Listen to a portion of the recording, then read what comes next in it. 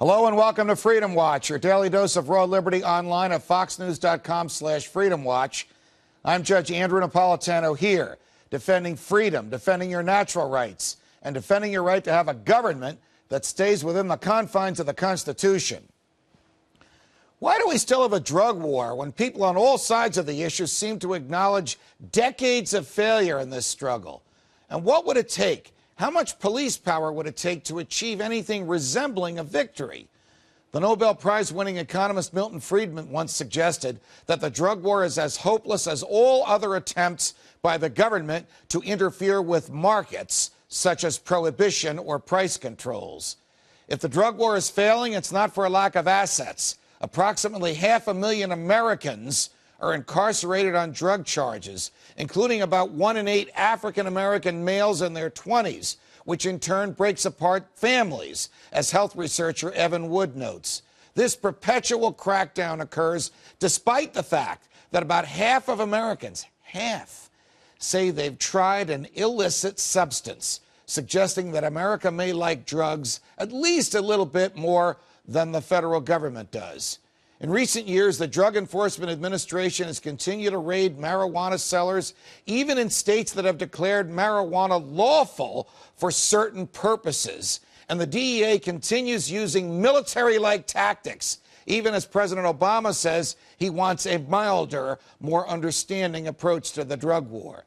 Is this a quasi-military campaign that has taken on a life of its own, even when the rest of society is ready to declare a truce? Joining me now is Jacob Hornberger, president of the Future of Freedom Foundation. Jacob, welcome back to Freedom Watch. Thank you, Judge. Nice to be back. When you and I were younger, which wasn't that long ago, it seemed that the stoners and the druggies and the hippies were the only ones calling for the legalization of recreational drugs in private. But now it seems to be coming from all across the board. Libertarians like you and me, even some conservatives fed up with the cost of law enforcement, and certainly folks on the other side of the aisle as well. What has happened? What's different now? What, if anything, have people recognized about the right to use, or what should be the right to use, recreational drugs? Well, I think we have 40 years of experience. 40 years ago, when President Nixon declared the war on drugs, the drug warriors could say, look, if you'll just give us a chance to initiate force, to exercise power, we can win this war on drugs. We can stamp out drugs from society. Now, 40 years later, they're still saying the same things, but people can look back and say this is ridiculous. Not only have you not accomplished your goal, you have made things significantly worse for the people of America and the people of the world, with the violence, the collateral damage, all the money that's being spent. So reality has mugged people in the face.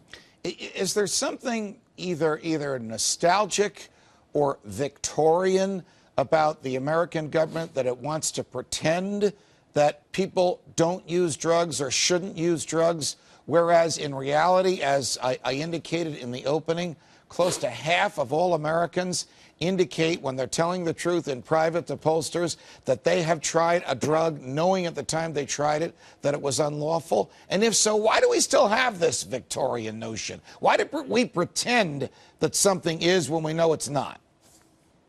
I think it's about power and money, Judge, that this drug war is providing a lot of power for a lot of public officials and a lot of money. I mean, people don't like to talk about corruption except with respect to Mexico and Latin America and so forth. But let's face it, there's judges on the take, there's cops on the take, there's people that are getting paid off at the borders to let drug dealers through. I mean, this drug war is insidious in what it does to your public administration system. And so they maintain this notion of, oh, we just think it's wrong for people to take drugs. But I think it goes much deeper than that. If the federal government is going to say to the states, under some circumstances, you can't stop a woman from taking a baby out of her womb and letting the doctor kill the woman, how is the same government going to say you can't put a chemical into your body, a chemical you have chosen, under a circumstance where it won't harm your body and it won't harm anybody else? How can we possibly have a dual set of laws that stand for the opposite? I think you hit the nail on the head. I mean, this is the moral case for freedom. How can you truly claim to be living in a free country when your own government can jail you for ingesting something that it doesn't approve of in the privacy of your own home? That simply cannot be called a free country. I mean, it boggles my mind that the likes of Nancy Pelosi and Barack Obama or George W. Bush or Dick Cheney claim the authority to put me in jail because I'm doing something that's harmful or dangerous or whatever. It just boggles my mind that they claim that moral authority. It's inconsistent with the fundamental principles of freedom. I have to confess to you that, of course, in my prior life, I did put people in jail for this, an attitude that I would have differently today. Of course, I took an oath to uphold the laws of the state of New Jersey, which at the time were consistent with federal laws. But a state like New Jersey has now changed its law, and with a physician's prescription for medical marijuana, much like in California, you can grow the marijuana, you can use the marijuana as long as it's under the supervision of a physician. Question, will the federal government looking the other way, which it has announced it will, begin sort of a drumbeat, a march toward, well, this really isn't as harmful as the feds have thought? Maybe they should not only look the other way, maybe they should change their regulations and let the states decide this, or better yet, let individuals decide for themselves what they want to do to their bodies.